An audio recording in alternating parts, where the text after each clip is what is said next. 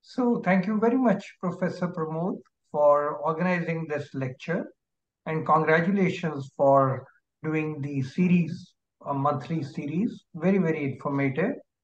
And I really look forward to dissemination of knowledge, given that we have an online environment well developed during and post-COVID now. So must congratulate you and your institution for taking these initiatives.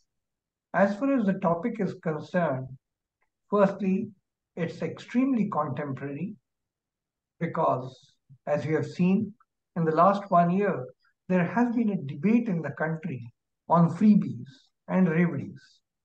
One state considers this as part of the ongoing heritage, while the other state is worried that this will bring in a very strong disease into their public finance.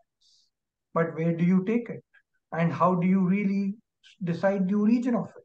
And how do you decide what is wrong, what is not wrong? And when you look at the way it started, from where it started, and the shape it took place is extremely complex. Where are its roots? In welfarism? Or there is political competitiveness up there? The topic itself is extremely relevant now because it's time for the 16th Finance Commission to be constituted. And every time the Finance Commission is constituted, one as an economist, the other as a policymaker, is always thinking, wondering what are the type of issues this finance commission will be able to tackle. So when we started our planning in 1951, we actually had a two-tier system. We had the state and the center. And the simple public finance theory that we used to understand, expenditure has to be closer to the people. Taxation can be little far away, and therefore the center used to raise most of the taxes, and those used to be then getting distributed through the finance commission. At the center, we have been able to maintain a rhythm and frequency which is constitutionally provided, but at the states, many a times we have not been able to do that. As times passed by, we introduced the 73rd and 74th Amendment to the Constitution, wherein we were able to empower the third tier of the government, the local bodies. And as you can imagine, now nearly 30 years have gone by. That third tier is still not strong, and the data on the third tier is still not readily available. If we want to look at the statistics, we do have the central government budget and we have the statistics available. We have the state government budget, and the Reserve Bank plays a crucial role in disseminating, after collecting, processing, in disseminating the information regularly on an annual basis. The Reserve Bank Bulletin analyzes the state finances on a far more frequent basis than just 1 year. But when it comes to the third tier of government, the local government, the municipalities and the panchayats, unfortunately, we don't have any data which we can compare across the country. I am aware in some states attempt is being made. In Karnataka, especially the World Bank is providing aid to standardize the budget making and come out with statistics. But for the country as a whole, we have a long way to go. While the third tier has developed, the data is lagging behind. Now the issue in fiscal federalism are emerging, and many issues that have emerged over the years. How have they to be sorted out?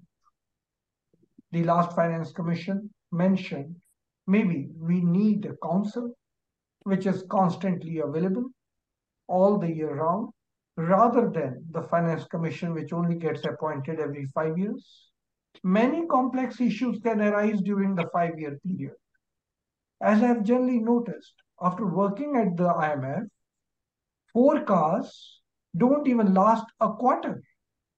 Therefore, when the IMF used to, with all the techniques they have, with all the econometric models that they harness, and with all the specialists sitting there and working, They used to have annual forecast in earlier days, and then they used to revise it every 6 months. But then they came out with quarterly estimates and projections, and each one of them gets substantially revised. How do you make a plan for the next 5 years to transfer resources? Those assumptions, how long lasting are those assumptions? And within those 5 years, so much can happen and so much can change. And therefore, it's really a brave heart. It's really a rare daredevilry to imagine that for 5 years, the statistics will be static and we'll be able to think in terms of distribution model which can last 5 years. So the last Finance Commission thought about a permanent body, something like happening in America, but then it's yet not been accepted. Should the Finance Commission be there permanent? That has yet to be decided and not yet firmed up. So there is an evolution on fiscal federalism. There's absolutely no doubt the GST and the GST Council are a great experiment that have been done in our country. And the GST Council constantly meeting and taking issue after issue regularly is another landmark and is a credible initiative. But then the coverage of GST again is not 100%, and the items that have been excluded from GST or the purview of the GST Council are important. There are many burning issues.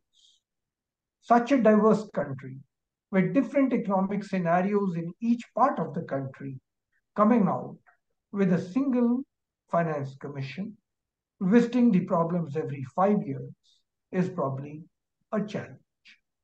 In such a complex scenario, where some states are still agri dominated, others have industry, and some have services, hashing out the issues in an equilibrium manner with equity is not an easy task.